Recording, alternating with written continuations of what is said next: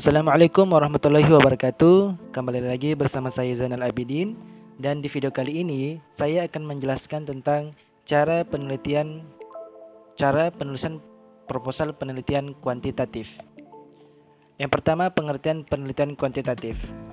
Penelitian kuantitatif adalah bentuk penelitian yang menggunakan angka sebagai data yang diuji melalui analisis yang menggunakan statistika sebagai instrumennya.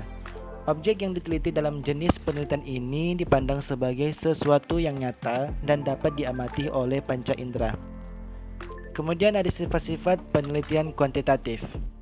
Yang pertama, open tested atau terbuka untuk diuji kembali atau diverifikasi. Kemudian tidak mengandung nilai dan penafsiran, objektif, terukur, dan menggunakan data kuantitatif atau numerik angka. Selanjutnya, kegunaan penelitian kuantitatif. Yang pertama yaitu untuk mendapatkan informasi yang luas atau suatu kelompok data. Kemudian, apabila permasalahan yang akan diteliti sudah memiliki kejelasan dan kebutuhan untuk mendapatkan data yang akurat dan dapat diukur. Lanjut, cara membuat proposal penelitian kuantitatif. Langkah pertama, membuat bagian pendahuluan yang terdiri dari identifikasi dan perumusan masalah, tentukan variabel, metodologi penelitian, dan tentukan judul penelitian. Kemudian langkah kedua, menyusun bab 1 yang terdiri dari latar belakang masalah. Latar belakang ini berisikan adanya penyimpangan atas objek yang diteliti. Penyimpangan berupa peristiwa atau kejadian yang menyimpang dari teori keilmuan ataupun aturan yang berlaku. Kemudian identifikasi masalah. Pada bagian ini Anda harus menuliskan permasalahan apa saja yang ada pada objek yang diteliti. Identifikasi masalah dapat dilakukan dengan cara wawancara dengan berbagai sumber, observasi atau pengamatan atas objek, dan kajian pustaka. Selanjutnya pembatasan masalah. Batasi permasalahan yang akan diteliti. Tentukan masalah pada objek apa saja yang harus dianalisis untuk menjadi kajian utama dalam penelitian. Selanjutnya, perumusan masalah. Setelah dilakukan pembatasan masalah, rumuskan permasalahan yang akan dianalisis secara spesifik. Perumusan ini akan bermanfaat untuk lebih memfokuskan penelitian atas objek. Untuk memudahkan, perumusan masalah dapat ditulis dalam bentuk kalimat pertanyaan. Tujuan dan manfaat penelitian. Tujuan penelitian berkaitan dengan perumusan masalah penelitian, sementara manfaat penelitian adalah dampak dari tujuan penelitian yang tercapai dan jawaban atas masalah yang dirumuskan. Manfaat hasil penelitian terdiri dari dua macam, yaitu manfaat bagi pengembangan keilmuan secara teoritis dan manfaat praktis mengatasi masalah pada objek yang diteliti. Langkah ketiga, menyusun bab 2 yang berisikan deskripsi teori. Teori berfungsi untuk membantu prediksi fakta yang ditemukan.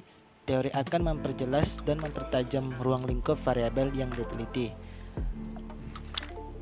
Kemudian penelitian terdahulu. Penelitian terdahulu hanya digunakan sebagai acuan atau pembanding penelitian.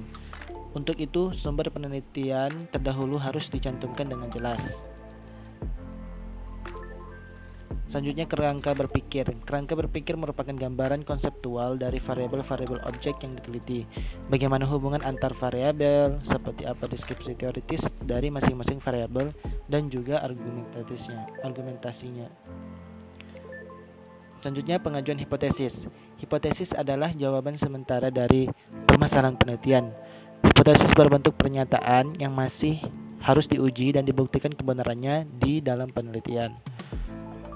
Langkah keempat, menyusun bab 3 yang berisikan tujuan penelitian. Tujuan penelitian mengacu kepada pertanyaan yang terdapat di dalam perumusan masalah. Anda harus menjelaskan secara pasti apa yang akan didapatkan dari hasil penelitian. Kemudian metode penelitian. Terdapat 3 macam metode dalam penelitian kuantitatif, yaitu deskriptif, korelatif, dan perbandingan. Selanjutnya, tempat dan waktu penelitian. Nah, bagian ini berisikan tempat diambilnya sampel data penelitian. Cantumkan secara detail lokasi dan sumber data yang diambil dari institusi apa. Dari institusi apa atau lokasi sumber data yang diambil.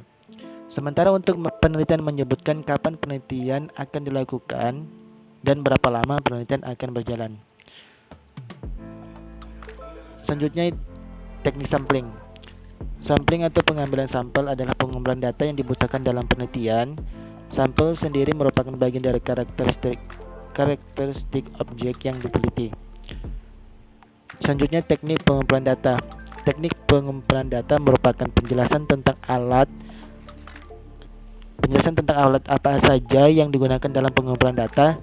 Beberapa teknik pengumpulan data yaitu wawancara, observasi, dan dokumentasi.